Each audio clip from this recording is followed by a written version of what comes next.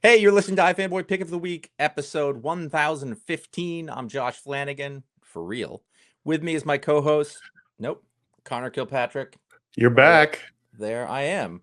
I actually You was came like, back. wait, did I do this last week? I did. Yeah, Nope. okay. You were across the border. I was, and I Parts made it unknown. back in the midst of conflict and storms and a plane that needed de-icing, as I understand it. Ooh, exciting. You know what I don't recommend? I do What? not recommend the Cancun airport on delayed Saturday. Oh God. Yeah. Yeah. They Oof. and I thought, well, the economy in Mexico is different. Nope. You're paying amusement park prices in that one. It's pretty rough. So these M&Ms are $25, you're telling me. That wasn't a joke, by Yep. the way. That happened. Hey, I'm Josh Flanagan. I did that. Welcome to our show. A little rusty. Seriously. Thank you. I just want to talk to my pal. I just forget like you're doing a thing. It's the fine line. This is where we talk about the comic books that came out this week. And we've been doing that for 21 years. We will talk about the pick of the week. That is the one of us is assigned to pick the best comic book that they read of the weekly releases. We'll talk about that book. We talk about other books that are worthy of note, one way or the other, good or bad. And there should be some emails. We will do a patron pick. It'll be a good time. I'm looking forward to this being a fine time. I'm hoping it's a bright spot, and it usually is. There will be spoilers, so this is mostly for Connor. I'm going to tell you everything that happened that you didn't read, but to be fair, I think you probably read everything I read, but not the other way around. No, So that's fine. no. I didn't read Okay. stuff on the after show. It's not these people concerned. You had the pick. I did. I checked many times this week to make sure I didn't, and I was like, no, I really don't. I had the reverse problem. Well, not the reverse problem. I was halfway through my books and I went, "Oh, I have the pick." Mm-hmm. So I was like, "Oh shoot, I should probably pick pay more attention and not snort." Pick of the week is The Peril of the Brutal Dark, an Ezra Cain mystery #1 from Chris Condon, Jacob Phillips, Hassan Otsmane-Alao, and DC Comics from Vertigo. Vertigo is back. And I had a lot of books this week. I had 26 books that I read. I enjoyed lots of them. There was another one that was very, very close to being pick of the week. But I picked this one for several reasons. One is we really enjoy this team of Chris Condon and Jacob Phillips. They've done some terrific books that we've loved. They've done mostly Westerns over in Image, but they've done some other things too, and we've liked those as well. Two is I love the genre. This is a 1940s set PI story.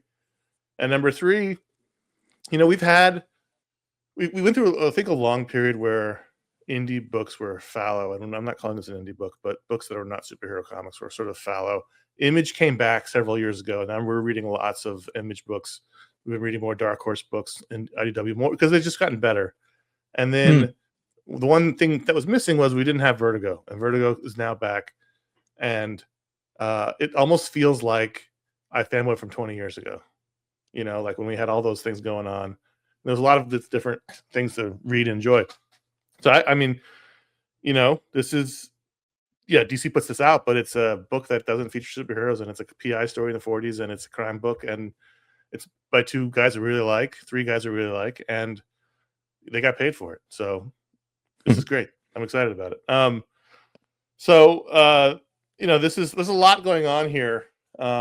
The Ezra Cain is the main character. He's the PI.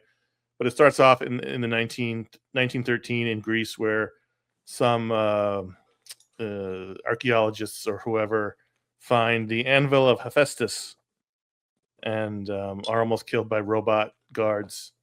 But they get it out, and then we jump to New York in 1941, and we meet Ezra Cain, who is a World War I veteran. It's November, so we're about to be entering World War II in a month. And he has several cases going on. He's got several things happening, but one of them is he's been called into the Museum of Natural History because the anvil of Hephaestus is missing.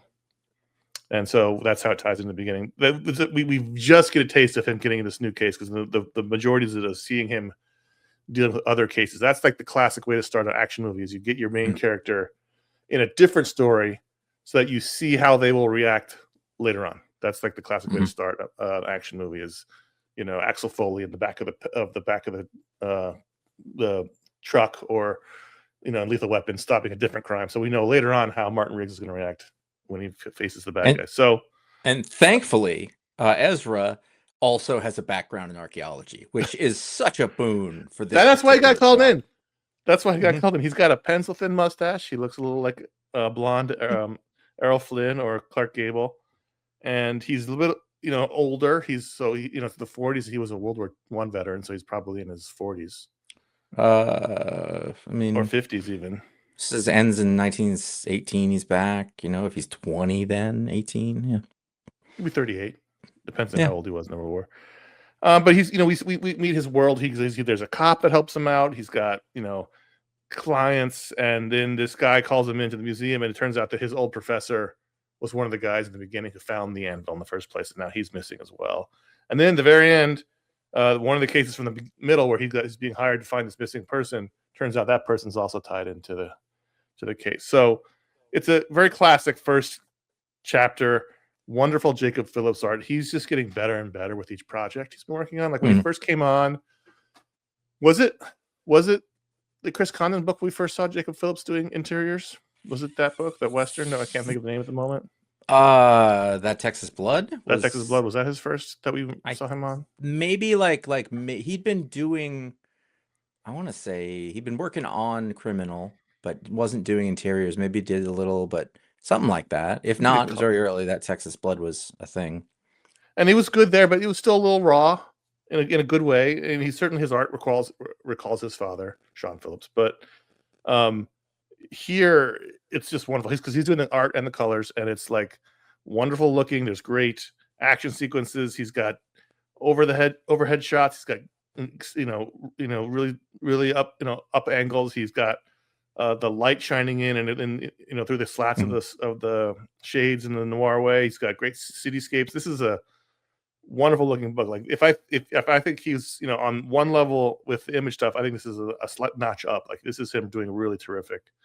I really like. I'm actually. You said the shades, and I'm looking at them right now. And when he's in the office and sort of a yellow light coming through them, and he does the colors too, right? That's art. But if you look, like the shades are just a regular old analog brush swipe. I don't know if this is digital or not, but they're not perfect. They're clearly like hand drawn, and that's a thing that not a lot of folks can get away with. The sort of application of ink that he does here, it's very Somni is a guy who can definitely get away with that. Sure, but it just makes it look very rustic, and it's one of the things that I hate in comics is when things are too perfect. When somebody clearly used a cityscape or something, and they just trace those lines razor straight. And sometimes it works, and sometimes it's the good. But I like to feel like this is being drawn as much as possible. And so when you see that, just like Bob Ross, the Bob Ross of it, is just to splatter some ink on there, and then it looks like a thing, and it looks real, and it looks lived in.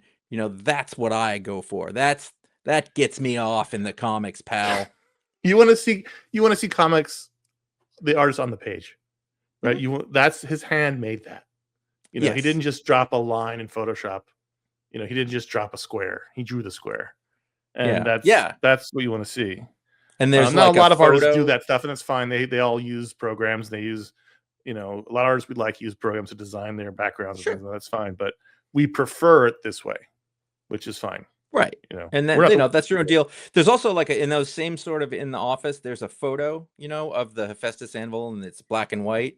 And that's just the same thing. It's just those beautiful, just little splatters, happy accidents, It's all negative space in that drawing. It is Nick. Yeah.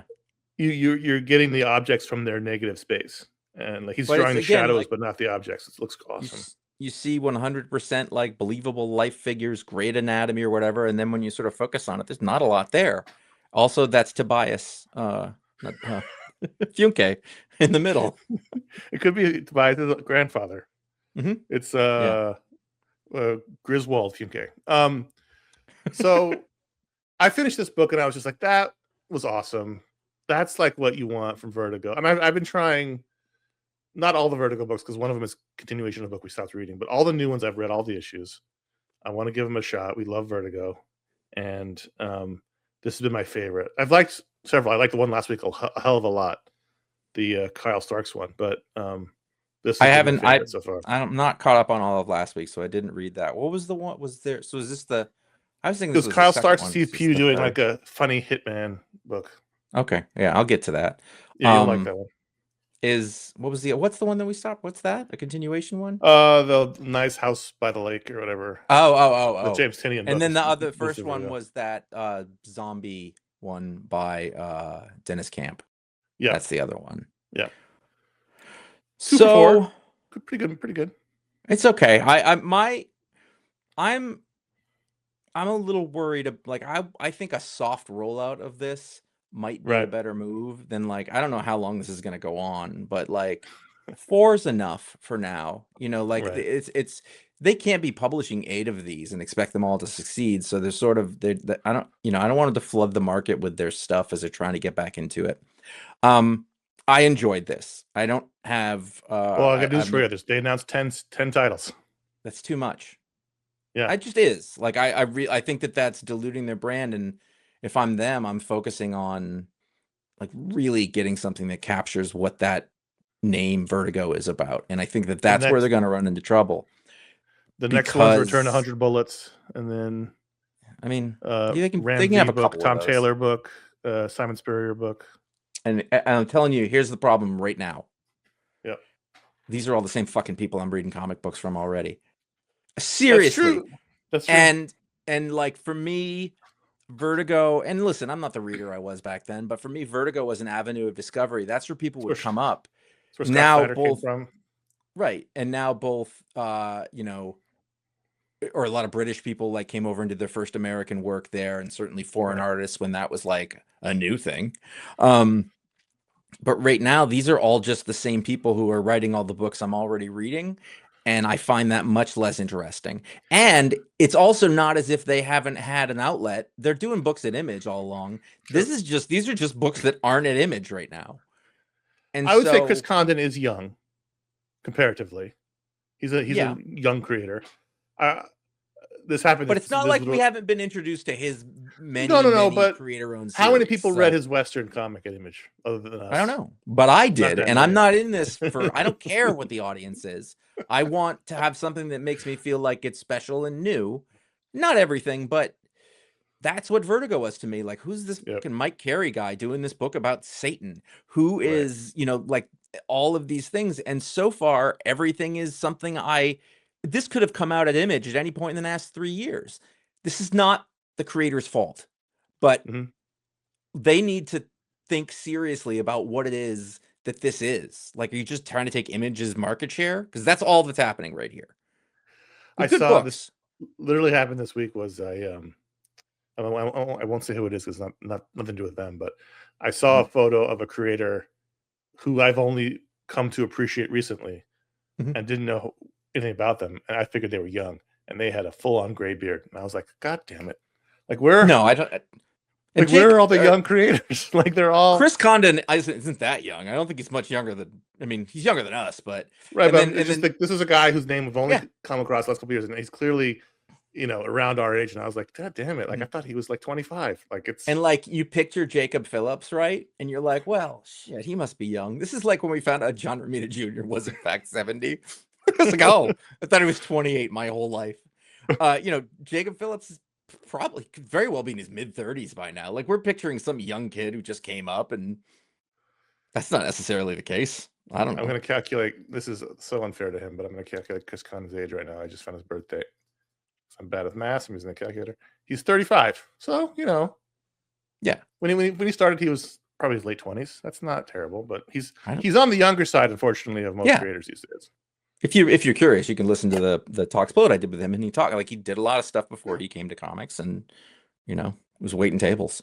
the days of Garth Ennis doing Hellblazer 20 and Preacher 23 or whatever is when I do the math of how old he was when he just did Preacher, I'm gobsmacked. But that's over with. But anyway, the book was terrific. That's if you like PI stories, Judge Dredd. When he started when he was 13, they start young in Ireland, so. You know, this was a terrific PI book. the creative teams aside, I think people should check out the Vertigo books. I think Mhm. it's a healthier industry. Maybe they needed to start with names so they can then branch off with Sure. non-names. Who knows? But right now they're hitting pretty high average. I'm looking forward to reading some more of them. I probably won't read the 100 Bullets one because I didn't read all of that series. But let's move on to Escape number 6, a book that I thought was amazing, and this was the one that was almost pick of the week. I was going back and forth on which to pick, but ultimately went with the PI story. But this was great. This is Rick Remender and Daniel Acuña's very thinly veiled World War II bomber story, and I thought this was a fine issue. Josh, you love this book. Talk about it. I love this book, and this would have been my pick of the week.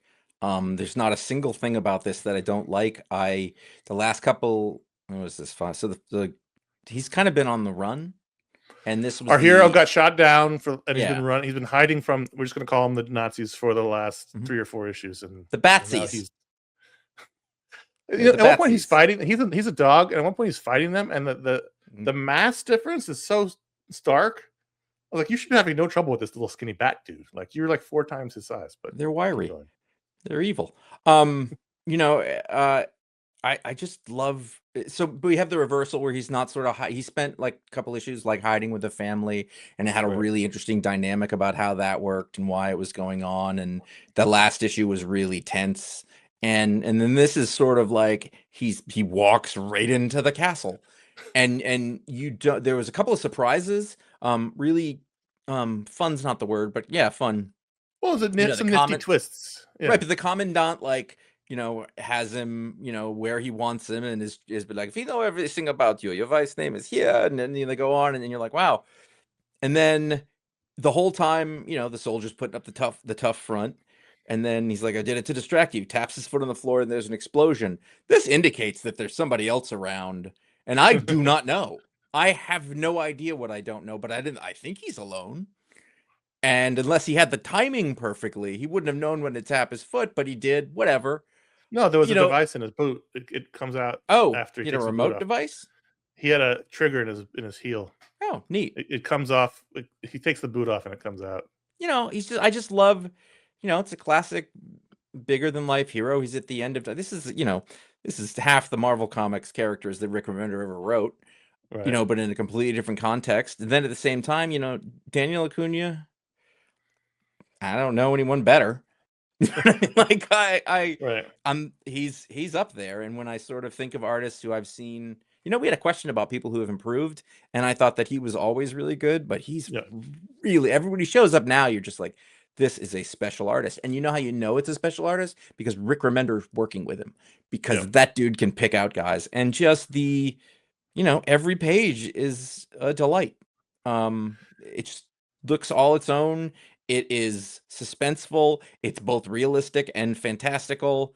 I love it. This is, and it's also, I don't know another Rick Remender book that's like this. This is way more, it's a war story. Like he's not there's not a lot of his regular earmarks in this, I guess. Right. There's not a lot of his anxiety about the world or being a dad.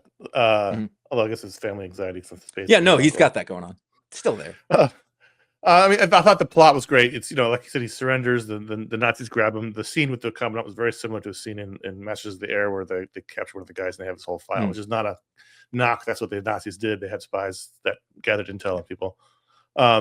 And then his whole mission is to go in there and blow up this cannon, this amazing, special cannon that's going to blow up the cities of the Allies. And his whole job is like a suicide mission, is to blow up this cannon. And so he has to get into there. This is the V2 rocket, basically. Right. That, if they mass produce it and put it all over the place, that's end game for the Allies. Same thing here. Like, we're going to put these things in every city, and it's a threat, but it is actually real. Like in reality, the V2 could have been a really big problem. Just timing worked out the way that it did. Same thing here. Like just Bat Germany is on the verge of winning. And great final page where he sneaks, dressed in a bat uniform. Although he looks gigantic, I think they would have picked him out. This is a very large bat. Into the armory, and he holds up a grenade and says, "Let's jitterbug" to the camera. I thought it was I thought this was great. I've loved this whole series, but I think this is one of the best issues. They've all been really great for different reasons. But look at that light going across his eyes on that last. The art, the construction, the dialogue, it all worked really, really well together. Yeah. All right, let's take a quick break. We come back. We'll talk about more comics right after this. Okay, Iron Man 682 and number 2, the second issue of the Joshua Williamson, Carmen Carnero new run on Iron Man. I like this a hell of a lot, Josh. I love the Cap Iron Man stuff. I feel like we're getting some good Cap more and more, some good Steve Rogers. I like that Tony has this Achilles heel and Madame Mask. It's an old device, the hero being all about his sexy villain, but it really works for Tony. I just think this is a hell of a lot of fun, and I think that's been missing in Iron Man books for a while. They've got the Robert Downey Jr. personality, but they haven't had the fun for a while. I don't know if you noticed this, but when he shows up at the club at the end with what is a very fun MODOK scene, it's a MODOK. It's a MODOK I've never seen before. I didn't know he could take that off. Debauchery. Yeah. But I don't know, like when I was looking at that scene, the way that he's dressed and he came in there, I was like, that's 70s Stan Lee. He's not Robert Downey Jr. He's 70s Stan Lee there. And there's no doubt about it in my mind. That is 100% when he had the glasses on for sure. Yeah. You're right. It's a heck of a lot of fun. It's very different from what's been going on. It's like bringing it way down to swashbuckler is not the word, but like a gentleman adventurer with a high self-esteem, who has been around the block and understands his limitations, but also embraces them in a way, and the rest of the world is kind of annoyed by him. And I think actually that's been kind of fun. Right.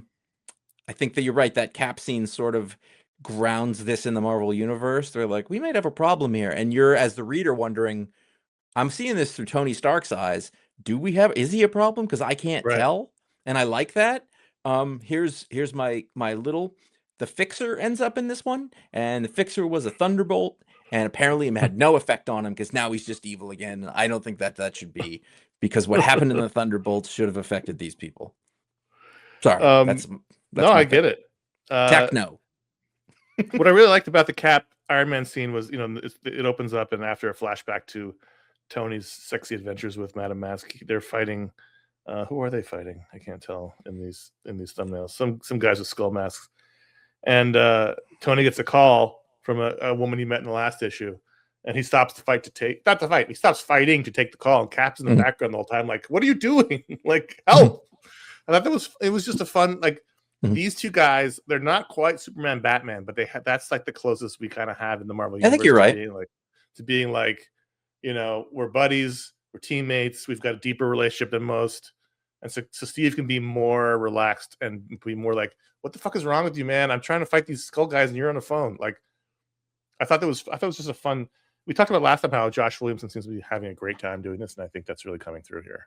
Josh Williamson seems to be having a great time doing everything. And it's funny because I think moment sees it. But I also know he's a really cerebral and thoughtful writer, so he might be having fun, but I know that he's taking this so seriously. Totally. In that way that Jeff Johns did. I gotta say the Carmen Carnero, the art specifically in the flashback at the beginning is dope as shit. I thought this looked great. Oh, the lighting in that room it comes from the Iron Man armor in the bedroom, and it's sort of got that texturization on it to make it look a little older. And I this isn't my favorite. I'm not going to be like, oh, this guy's my favorite artist, but I do think that this person is perfect for the book that is being done here. I don't know who this artist is, but she's been around. Right. Well, just 100% fit on what this book needs. From the beginning stuff that I was talking about to the nightclub stuff in Madripoor to the bacchanalia of MODOK. MODOK's got needs, man. Just because he's got a big head doesn't mean he doesn't have a little head. I think I've had my eye on Carmen Carnero's art for a while. She's been really good, but again, much like Jacob Phillips and Daniel Cunha we talked about before, like has been getting better and better, and this is I think another step up for her, to the point where I'm really excited now to see what she's up to. Tell you something too. Not offended about the Iron Man armor that this Tony Stark is wearing in the present. It's a better they're suit. always changing it, but at least it's not offensive. It's got the 2 colors. There was 2 things in here. One, there's a guy they're fighting who's in an armored suit, and at the end of the fight, he's looking at it. He goes, "Oh, he's got a different weave. That's why it bends his joints better." And I was like, It's like, okay, I don't need the explanation, but at least that's an explanation of how these armored suits bend. And the other one is, if you've ever been like at a wedding or something, and you're trying to get from the state of dress to the state of sexy time, and there's a lot of shit to take off, and it's just like it's ties and things. Well, imagine being Iron Man and Madame Mask, and you've got all the stuff you got to get off to get to that bed, and I thought it was a very funny shot of them in the bed. What happens? What happens after their sexy time? Because you can't just let her go, Kenny. I mean, you kind of have to, right? It's a bad move if you don't. I mean, then is he is he doing the right thing then? I don't know. They've all got that. They all the heroes, it's the bad girl, it's the Catwoman. That's who was Cap? Cap had one. He had one of the snake ladies, right? In the he had Diamondback. She turned good. Okay. Remember in the 90s, in the early 90s? I mean, she had the purple suit. She was like a sidekick for like half that run with Graham Nolan. Yeah. Let's do Wrestle Heist, number 3 from Kyle Starks and Vlad Popov. Last time we talked about this book, Josh, you and I got into it over whether or not it was a comedy. Are you still willing to say it's not a comedy? I think it's like a comedy heist thing. I think it's definitely got elements that are funny about it. My main point here is, no matter what you want to call it, I love this book, and I'm recommending it to people, like in real life, like there's wrestling fans would probably love this book. Yeah. Yes. I think if you're a wrestling fan at all, because this is all I know enough. It's deep Not wrestling stuff. A ton, but I know that the stuff that's in here is real. What happened to the main character is the Montreal screw job that happened to, was it Bret Hart, I think? And by the way, I'm talking to you about wrestling. If you just read the comments from some of the people in the back, that his comic industry friends who like, including our own Jim Viscardi, like those people know wrestling. I don't. Yeah. But I do know that, like, I've read enough and seen documentaries and been to the, this is all very real wrestling shit. Right. In a way. And like, this guy's a Vince McMahon pastiche of, all the evil stuff that he did, but every other terrible promoter. I just like, it comes out and I just go, all right. Because I really like the characters, and I really like that you spend so much time with wrestlers seeing their shoot, seeing their the kayfabe, whatever, the word, kayfabe, and this is just them as guys hanging out, and it's like, it's like when you hang out with comic book people, like the insiders, the way, and so this is like being with inside people, and they've all been through it, and I just it's so good. It's just like, Kyle Starks is such a great and unusual writer. It's great. It's one of the reasons why I really love the Young Rock sitcom, was because it was like that. It was just it was these famous wrestlers from the 80s that we know, and just hanging out outside of work, and before they got super famous, like Macho Man and Savage and Hulk Hogan. Anyway, I think I'm looking forward to the heist. Like, we're getting there, but there's a twist at the end. But I love the group they've got. We got this crazy like Norseman who thinks talks like a weirdo, but he's very funny, and he's got his act together, and he's the only one. I love that, because they introduced him either the first or second issue, and it was just like, this guy's super fucking annoying, and then he shows up, and the junkyard dog guy is like, no, and then everybody sort of comes around. They're like, you know what, I like this guy because he talks kind of like Jay Peterman, but he's the only one with a good plan for the money. He's like, I'm going to do this. I'm going to open a series of laundromats. I'm going to launder the money. Then I move to Amsterdam, and I love the drug addict son of the other guy the luchador, who was. So they all go on it's Thanksgiving, so they all go on the table saying what they're going to do with the money, and the father's like, I'm going to put my kid in rehab. And then the very next page, he's like, I'm going to buy all the drugs. Like, he's just very funny. He's like, what? Drugs make me happy, man. Because drugs are awesome. Like that. It's just very funny stuff. I also think it needs to be said. And by the way, the twist that happens at the end, like, Yeah, that's what's supposed to like. That is what's going to get you clearly, but the camaraderie in behind them was all very fun. But what I want to say is that Kyle Stark's drawing this, and we've talked about him as a writer a lot, Yep. and he's Oh, man, drawn so stuff good. before, but most of the stuff that we've read has been drawn by other people. And I'm going to tell you, if you look at he drew Big Rock Candy Mountain, our introduction to Yep. him, I think. And if you looked at this art, you would think maybe this art isn't really good enough to do what he needed to do here. But man, it's 100% effective, and that to me tells how important comic book storytelling is, and pacing, and the acting of the characters, and just the cartooning, as opposed to the having it look realistic or whatever. Like, this is pretty. I don't know. So I'm trying to think of the word, like just kind of raw cartooning in a way, or at least Right.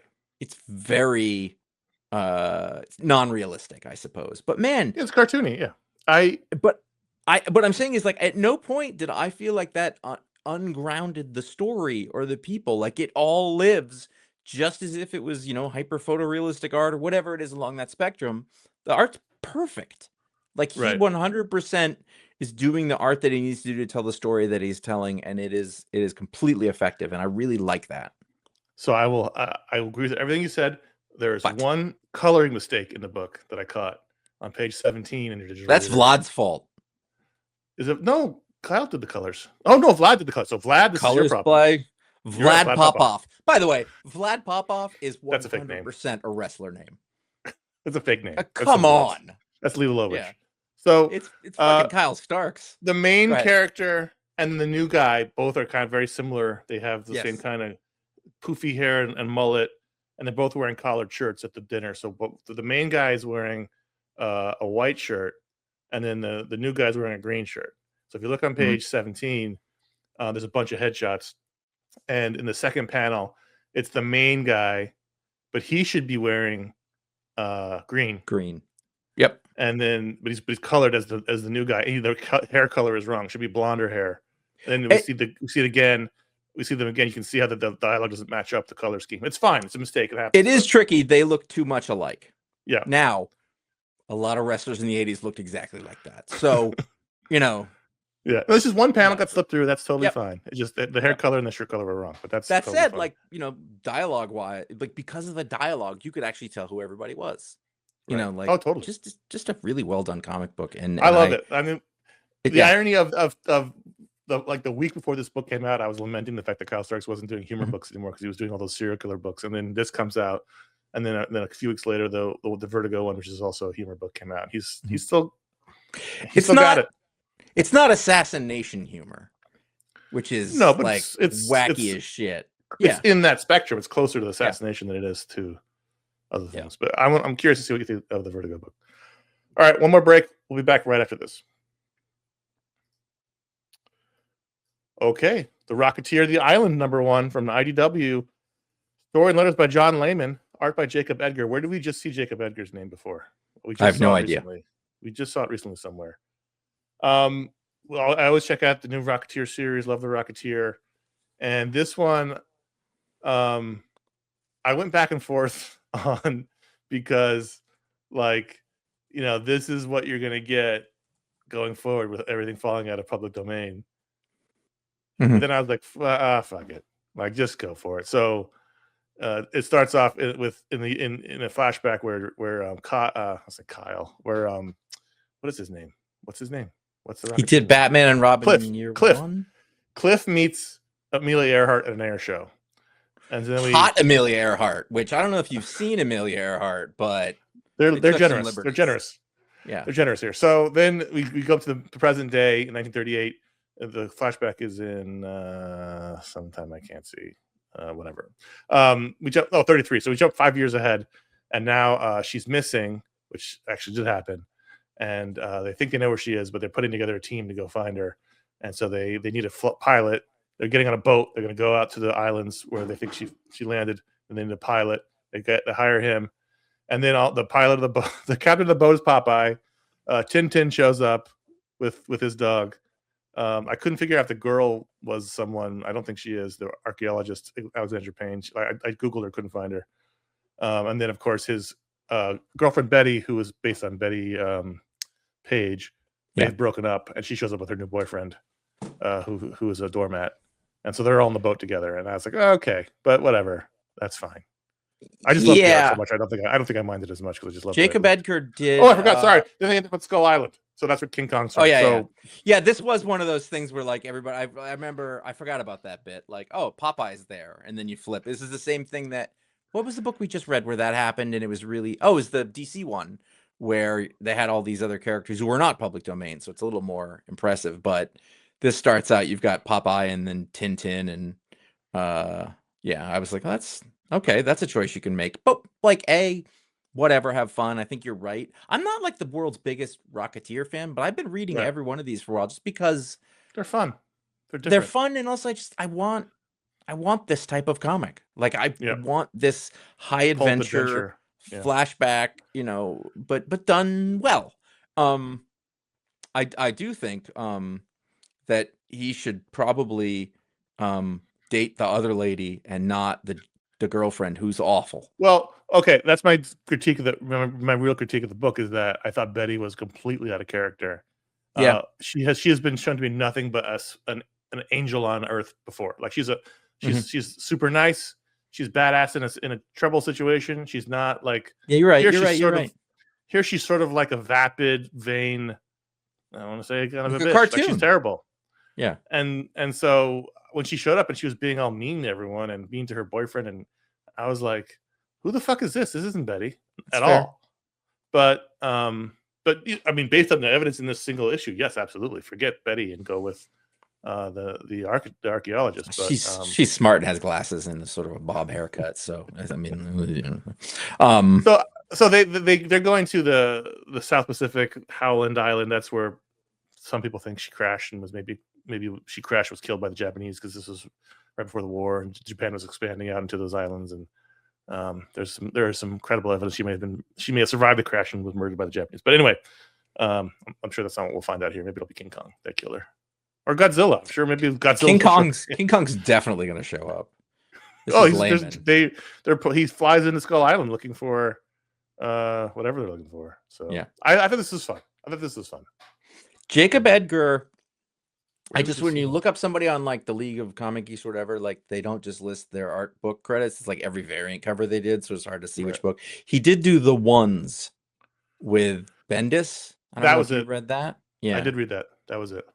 Yeah, he's great. Yeah. The Flash 830 or 30. This is the final issue of this current epoch of the Flash before Ryan North takes over in the next issue. So this is Mark Waid and Christopher Cantwell. They've been doing the last arc, the DCKO tie-in issues, with Vasco Georgiev on art. And I thought this was terrific. I've loved this whole arc.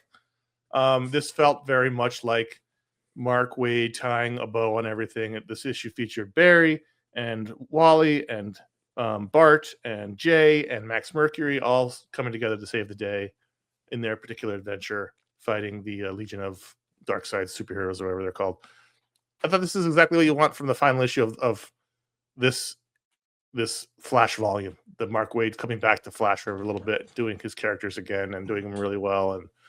And I'm so glad I jumped back on this for that after I didn't read the Cy Spurrier stuff, but this has been super awesome. And I don't know who Vasco Georgiev is, but I thought he did a really great job. And the whole thing was Vasco Georgiev is Vlad Popov. It could be. It's like those people that have several coding jobs. This issue was, they were trying to stop Crisis. They were trying to have Barry not die in Crisis because it's the sort of inciting event that starts everything forward for the Flashes, and so they have to let Barry die, Wally and Bart, in order for things to happen the way they should. And so there's a lot of like heavy stuff. I thought it was very well done from Mark Waid and Christopher Cantwell. I think Wade's plotting it, and Cantwell's dialoguing it, or could be a combination of both. But do you know what I did today? What's that? I purchased the entire series of *Halt and Catch Fire* on Apple TV because I wanted to watch it again. And also, it turns out they only ever released 1, maybe 2 seasons on Blu-ray or DVD. The rest have just never been released because not enough people have enjoyed that brilliant piece of work. 4 seasons, 4? Yeah. Well, the finest character drama. Josh's most underrated show of the year. Have some chili. Just have some chili. There we are. People had help. Hey, we're a listener-supported entity right here, so you can directly support the show if you enjoy it, if you can, if you are able, if it's going to be here for you, if not. But if you do, there's perks and there's wonderful things, and also you're doing the right thing for two jamokes who want you to like us. You can go to. I watched a movie recently, and it featured the word jamoke quite heavily. In it, and my wife's going, "Is that word from?" Like, no, it was a word that people use, and it's in the movie as well. It's an old word because we like old things. We just talked about the Rocketeer is a flashback of a flashback. It's a retro comic book. Right. That's crazy. Anyway, you go to patreon.com/iFanboy. You can directly support the show. You can be part of a great community that's over there on either Discord or on Facebook. Discord will remain as it has been. I believe there's not to be any incoming changes requiring verification, etc. As we're for now. They tapped the brakes on it, but they didn't say they were not doing it. We'll see. Well, we live to fight another day, just like the rest of the world. You can vote on the Patron Pick. Every member gets to vote on the Patron Pick, and we encourage you. Listen to this, and you keep going. Oh, I mean to do that. Just set an alarm on your phone, man, or lady, most likely man, but or whoever. We take it. We take all. You can get a patron power at the $5 higher level. You can join the monthly patron hangout at $10 or higher. You will get an ad-free version of this show and all of our shows. No ads where Conor rings a bell. None of that. You can get the. It's not that. It's a sound effect one. You can get the pick of the week show a day early on Saturday. Plus, if you get access to the iFanboy after show on Sundays, this is $10 higher again. We will talk about all the books that we read this week that did not make this main show. That's a mixed bag, but it's full of surprises, I think, or it's possible. It's a possibility of surprises. There's a discount if you sign up for a full year, and you can now send or receive gift memberships. That is a two-part thing. If somebody sends it, someone must receive it, and vice versa. That's how I understand that works. Patreon.com/iFanboy. You can go to iFanboy.threadless.com. That is our merch store. There are 23 designs that can be put on t-shirts, sweatshirts, tank tops, camisetas.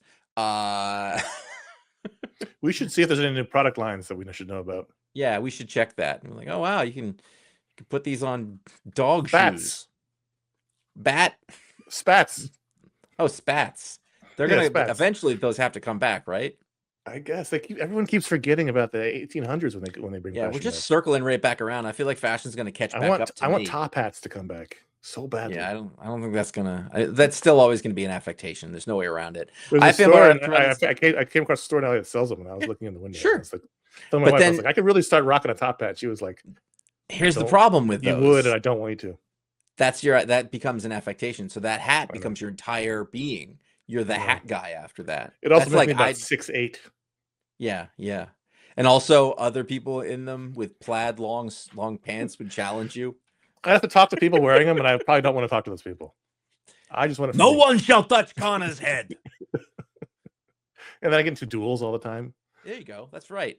And then you got to deal with Boss Nass. Anyway, Boss Tweed. I was gonna say Boss Nass. I really Boss Nass, that's a whole different hat. Grabbed myself at the last second. God, Boss Tweed might be able to get me a patronage job, which would be great. Boss Tweed actually runs Patreon. Again, we are not talking about Boss Tweed. If this is not an indication of where we are, you're right. What the show is about. You're right. It's a very Tammany Hall influenced comic book podcast.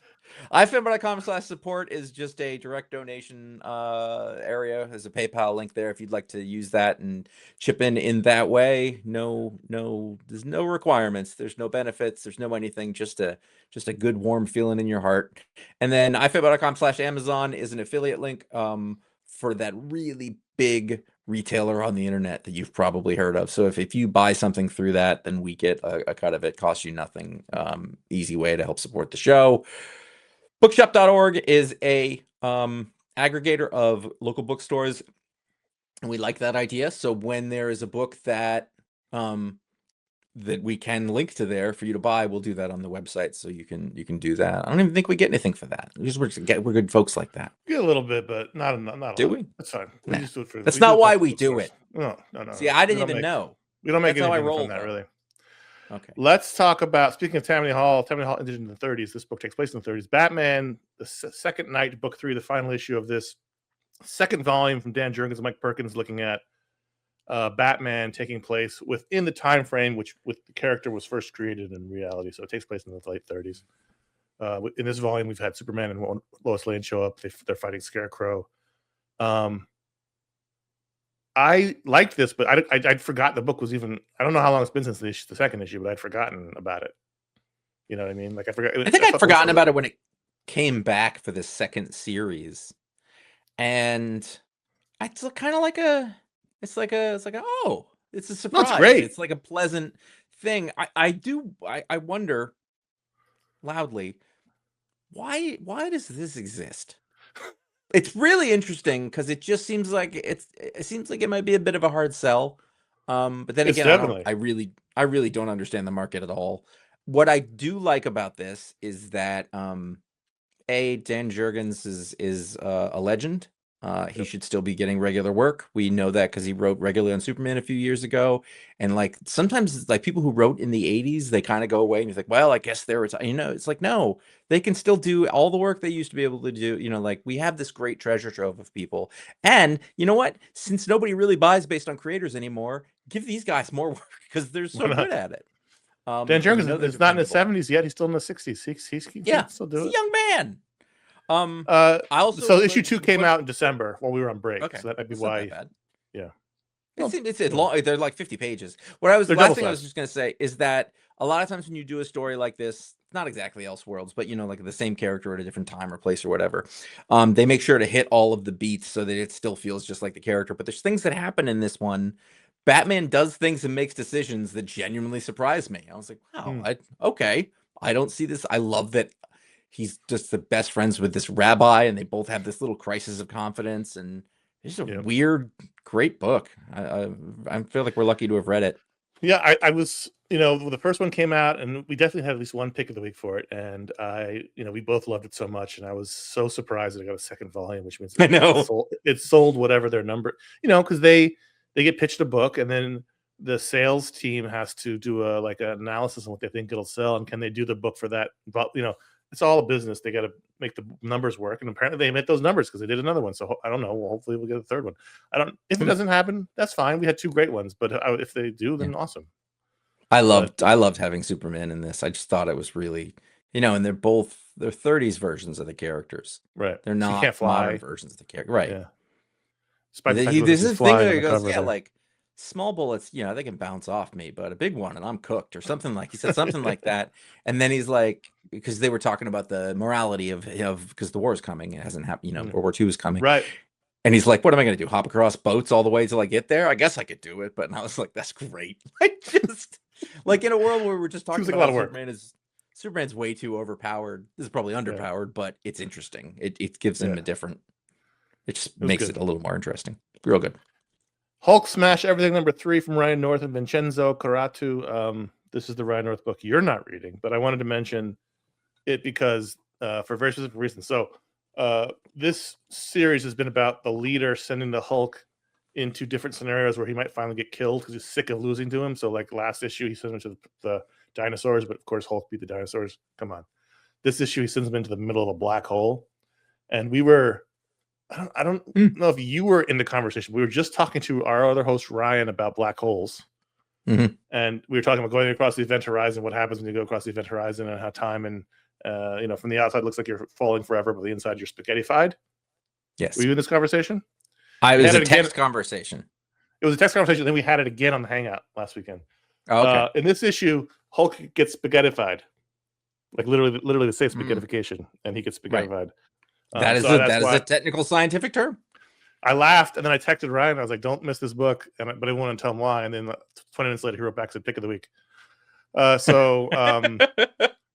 It's just, if you're a science nerd, this is all. I mean, Hulk gets basically spaghettified into nothing, to quarks, and then he builds himself back up, and with rage, rages himself out of the black hole.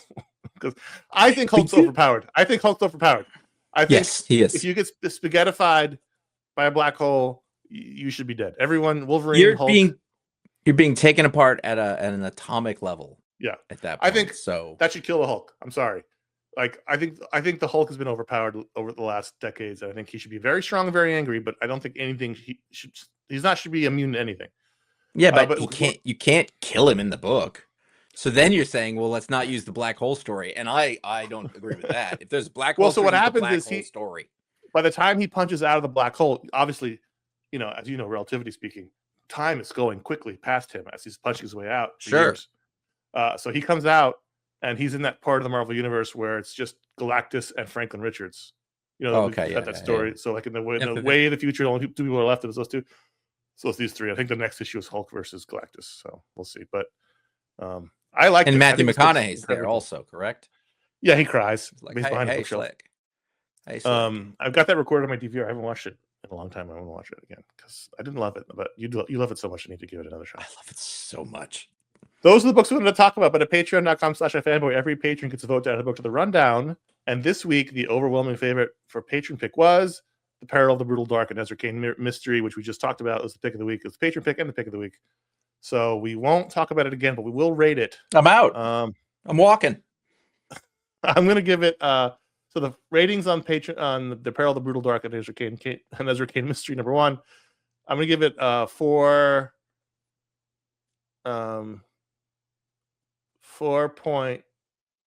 out of 5. I really liked it.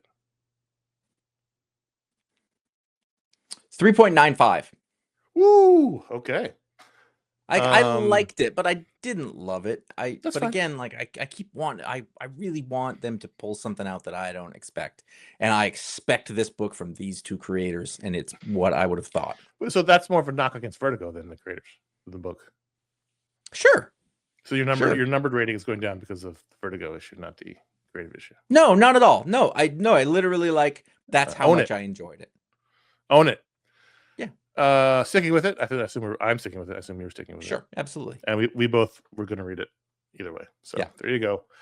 Patreon.com/iFanboy. Every page gets voted a book to the rundown. But if you give it a $5 or higher level, you get a superpower live in the show, just like Daniel Gilley. I hope that's how you pronounce that last name. Gilley.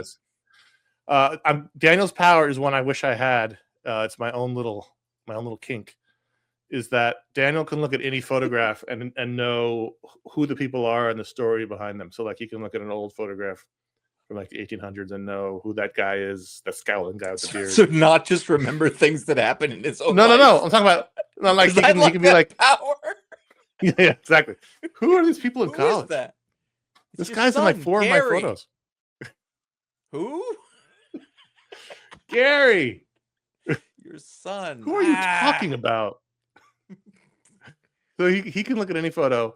I love like being in an antique store and finding old photographs and looking at them. Don't do that. Don't do that. 42.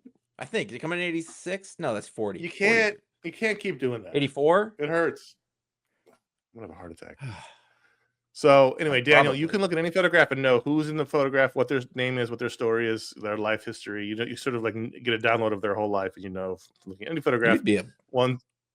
Ones you're in, ones you've never seen before. It doesn't matter. Is this actually Billy the Kid, or is this some other random dude? Is that second photo actually Billy the Kid playing Rounders? We'll see. But Daniel was the only one who knows for sure. I make you famous. Patreon.com/iFanboy. Thanks for being a patron, Daniel. Thanks to all the patrons who help the show go, and we appreciate all of you. Email time. Josh, why don't you read this first email as soon as I get it going? Right, John, I'll get started. John V of Brooklyn, New York, says, since the episode 1000 discussion of the creator-driven 2000s, I've been thinking about the parallels with the 70s American film. Comics were post-Marvel bankruptcy, movies were post-studio system collapse.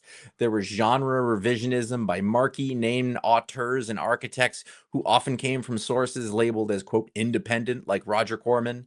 There was a greater variety of visual style, often based on foreign influence. Do you see any parallels, any creator-director imperfect analogies? I mean, I like everything that's going on here. I think he nailed it. 100%.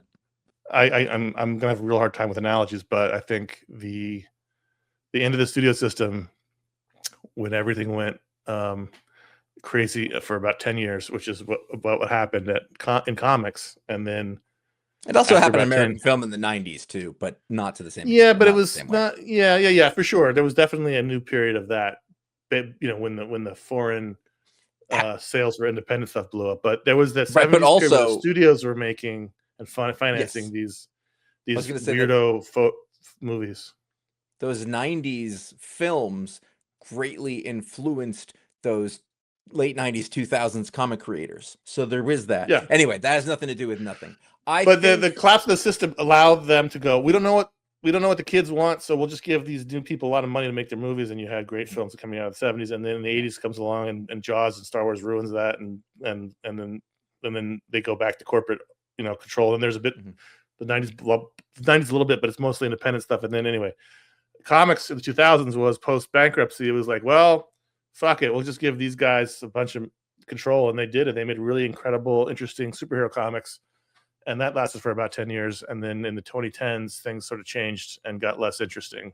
Or and they in got the older same and they didn't get replaced. Who knows? well, that in the same way that, a lot of the directors in the 70s, by the way, if you don't have any idea what we're talking about, and you may not be interested in it, but Easy Riders Raging Bulls is a book by Peter Biskind that really is a wonderful book that will tell you this whole thing. You'll get stories out of it, and you'll have movies you want to see. So you've got your let's just say Robert Altman's the first thing that came to mind, but there help me with directors that I now can't think of. But I was thinking from the time period. You had Easy Rider, you got Dennis Hopper, and you had Warren Beatty, and you had Warren Beatty's a film. I was trying to think of directors, but didn't he direct? No, Warren Beatty was also director. I was Clyde? trying to think of other William, like Billy Friedkin came out of that era, and bunch of stuff like that. Well, Scorsese is in the title of the book. Scorsese, yeah.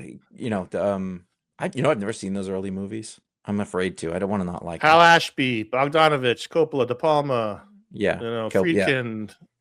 Yeah. Now, what's interesting there too is that those weren't Schrader. Those were really independent movies. Those were working within the studio system to a certain extent in a way that never had been before, because movies in the 60s were usually very much like mainstream comics are right now, kind of. Like they're just very like on brand with the kind of specific vision that they're presenting. But I also think what's interesting is that all those directors, most of them went from sort of a sort of homegrown sort of avant-garde thing into becoming very mainstream directors. This is how you get Francis Ford Coppola doing like, what was one of the worst ones? The one with Robin Williams where he's a kid, The Rainmaker. Altman did Popeye. Yeah, no, so like, but Rainmaker just like that. Right, I get that, but just like that, like all those guys that came up from Bendis is, I mean, like, is he Lucas? I don't know, something like he's somebody who like did something really original to himself, and it became the mainstream. Spielberg, I don't know, like he's more Spielberg, because Lucas basically stopped working, whereas that's true. It would have to be somebody who made a bunch of really important comics that changed the game and then stopped doing them.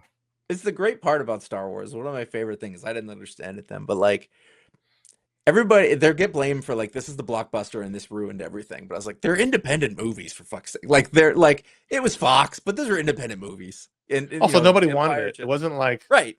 They didn't. They thought this was going to change the game. They were like, "Oh fuck, I agree with this fucking stuff." Yes. Wookiee movie. I just love that. That like it's just like everything backfired. Jaws was a disaster. They didn't like. They were like, "Oh, this is going to fuck us." And these things always come out of no one wanted to make The Godfather the way they wanted to make it. And right.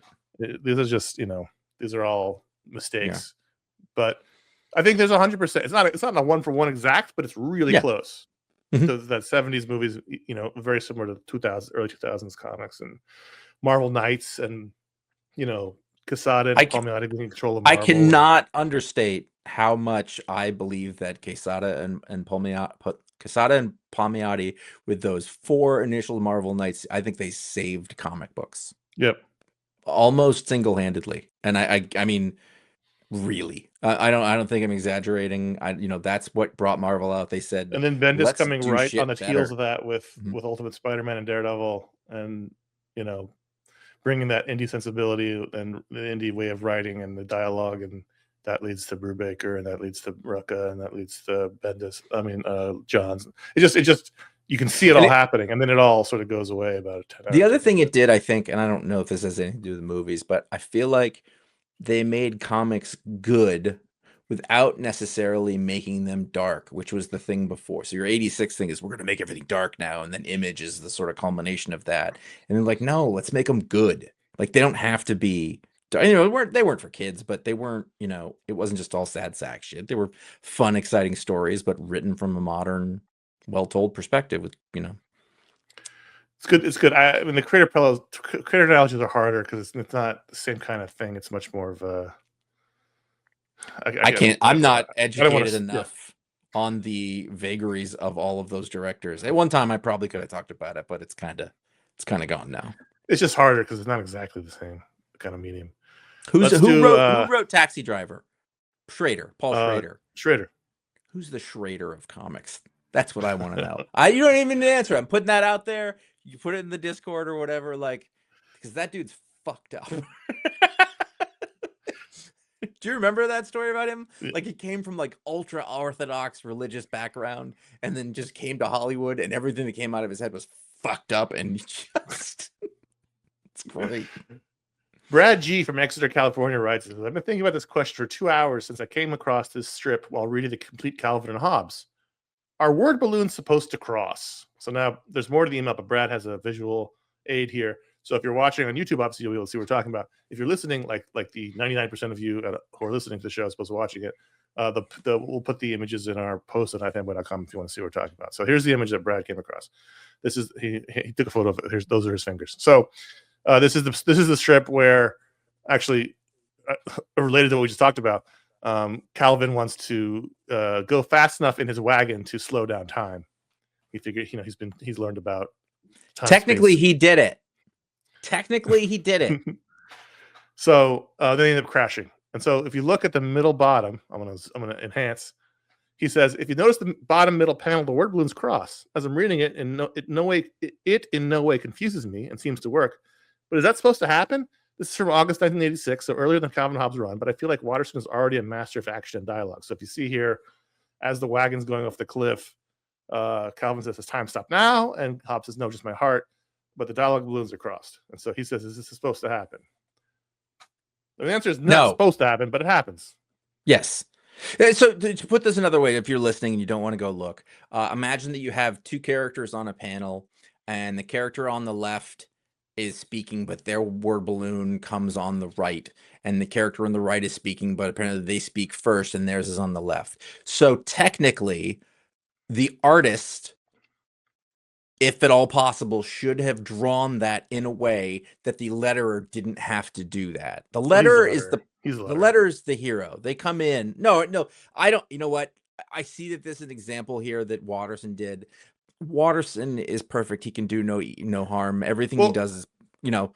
Before you get into the lettering hero, which is absolutely true, let's explain why it happens this way. So Western comics move from left to right. So the action generally moves left to right. So they're going off the cliff left to right.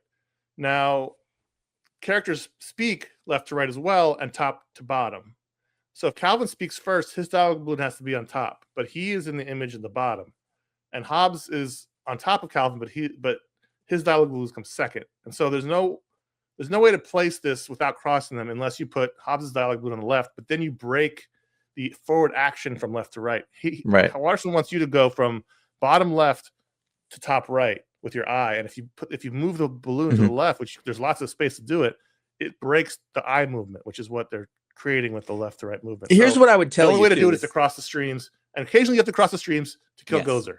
Because I guarantee you that Watterson got to this point and knew what he wanted to do and recognized that to do the visual he wanted with the lettering and it is suboptimal, and he went, okay, this is my best solution for it. But there's no way that he didn't know that, because 99% of everything is that way. But you go, all right, I have a problem to solve, and you choose, you know, what the priority should be. And also you have to do what you have to do. Like there are all kinds of rules. Rules are sometimes broken when they need to be. Yeah. But if you go back and look at the old Golden Age comics when they were making this up along, the layouts are fucking nuts, and they had to put arrows in to help you follow along in the order. Like sometimes it's just you got to do what you got to do. Yeah. And Watterson's more of a master at it than most, but he knows the most important thing is the story progression from left to right, and not to break it up just to not cross the streams. And at the end of the day, it's not a big deal. It's not like he's doing it all the time. It happens once in a while. Can I tell you? Talk about the letters though. No, I was going to say in a lot of sort of mainstream comics where you have like the distributed system, the letter, like it's very difficult. It's really hard to blame the letterer for lettering problems in a book. Right. I mean, there are, but things like this, like the 8 guys who are like professional letters, and like those guys know what they're doing. So if they can fix a thing, they will. It's never the letterer's fault unless it's a new never the letterer's fault. And then if it's a new letterer, then most likely will get caught in the editorial. But this is just like, and the letter is also the last one to get it and have to finish it in a short amount of time because everybody else used up the whole deadline time. Yeah, and it's always the art. It's a combination of could be the writer. The writer might have read too many words, but when I edited a book many years ago, a corporate book that no one has ever seen, one of my most common notes was you need to room for the lettering, because they would just draw and fill out the panel. And right. Yeah. No, I experienced that too. There's 6 word balloons in this panel. You have to, you got to redo this page. So that's just something that sometimes, especially new artists, don't think about. Like if you look at original art without the lettering, there's so much empty space. Yeah, because there's got to be room for the lettering. And then also, but like new writers also write too much dialogue. Yeah, that's a thing that happens. There's 7 dialogue balloons in this panel. That's too many. I spent most of last week reading Path of the Assassin by the creators of Lone Wolf and Cub, whose names I can never recall, Goseki and Koiki. And unlike the American Lone Wolf and Cubs that we get, it's right to left. Right. And so I read 8 days I spent reading those. I read 8 or 9 volumes. So when I got back to regular comics, like this week, I had to start over pages a lot. I was like, wait, other way. It was a problem. Yeah, you got me a Lone Wolf and Cub collection, and it's a big one, and it's all right to left. That's gonna fuck me up. When they printed it in the US, they just reversed the whole page. So Ogami Ito is left-handed in that book, but that's not actually the case. So when they did this recent, I forget what it's called, but Dark Horse put out like a big leather-bound edition. It's oversized and it's in the original left to right format. What's weird about I'm looking forward to it, but it'll fuck you up. It's like driving on the wrong side of the road. When I came back from driving for a week in Ireland, I was like, I'm going to get in an accident because my brain was just wired to go the other way. There was a book this week with Zatanna. It's maybe Wonder Woman, Absolute Wonder Woman. Yes. And the problem with Zatanna is that too much dialogue. No, her word. Yes. There was too much Zatanna dialogue in that book. But her words go backwards, but the rest of the letters go the other way. So you have to keep going like back and forth, like a typewriter. Well, the words are in the right order, but the letters are backwards. Right. They need to put the words in backward order if you're going to. I used to think that was the case, and I'd always read her words backwards. It should be logically flip the whole thing. It's too hard to read from left to right, then move back over and left to right, or vice versa. Kelly Thompson. Surprised I didn't get like the sci-fi nosebleed reading. Everybody does it. She wrote a lot of spell dialogue. That's what I'm saying. But she didn't have to do that. She just probably wrote it out and was like, "Hey, you deal with that." Not my problem. Thanks for writing in, John and Brad.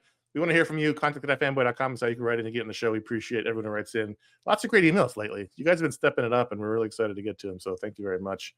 Now let's talk quickly about what else we got coming up. Well, actually, as this show comes out, first of all, happy birthday, Josh. Your birthday comes in between our recording and the show coming out. So that's happy true. Birthday. Second of all, 65. This show comes out actually on the 1st of March. So let's talk about March.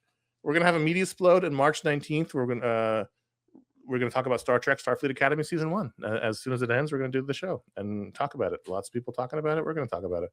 And then at the end of the month, our book explode March 26th. We're gonna look at Darwin Cook's The Complete Spirit, the Connoisseur Edition, the new one that just came out. The full collection of the oversized collection of his Skybound, including including the Jeff Loeb Batman Spirit crossover. So it's his complete Darwin Cook Spirit work. We're going to talk about that in the month of March 26th. So you look forward to those shows coming out the rest of the month. In the meantime, you can find our library of over 1,500. It's a big one. 1,500 shows over at ifanboy.com or wherever podcasts are sold. And never miss a show and find out what the pick of the week is before the show comes out by following at iFanboy Comics on Instagram or at ifanboy.com on Blue Sky. It's such a bad way they do that. Individually, we are CS Kilpatrick on Instagram and J. Flanagan on Instagram. And don't forget, former iFanboy writer Jeff Reed's video deep dives into comic book history every Tuesday and Friday across our social channels and on YouTube. Haven't been on Instagram. Haven't posted on Instagram in months. Haven't looked at it in weeks. Great. Sorry. Good for your mental health. Consider writing. I just can't. What am I doing? Please consider writing a review for this show. Not the last 40 seconds or so, but for the rest of it, if you like the show, there's places to do that depending on where you download your show. If you want to do that for us, thank you. I know we've been around forever and you think, why would you need that? Well, it's helpful still. So thank you for doing that. You can subscribe to youtube.com/iFanboy, where you can watch this show. I mean, if you're watching this show, that's where you're watching it. But if you're not watching this show, smash it, slam it. Do people still say that? I can't. Skippity up. I don't know. Smack it. Oh, spin it around. Smack it up, flip it, rub it down. Oh no. Whatever Again, the button has to do. Old stuff. Skibbity. So that's Apple Podcast, Spotify. I don't even know where you rate podcasts. Subscribe to youtube.com/iFanboy, where you can watch the video version of this show, as well as the special edition. Jeff Reed's videos are there, and all of our old video shows that we did, full episodes and minis from 2007. I'm yawning, to 2012. I tried to hold it and I couldn't, so I just owned up to it. It happens. Finally, you can join the iFanboy After Show, which is exclusively on Patreon for the $10 or higher level, where we're gonna do it right now. We're gonna talk about the comics that we read that we didn't just talk to you about in the previous hour and change. So that's gonna happen. That's patreon.com/iFanboy for everyone. $10 a month or higher. We told you about that already. That'll do, pig. That'll do. Thanks for watching. Thanks for listening. We appreciate you and your time. And until next week, I'm Connor. I'm Josh.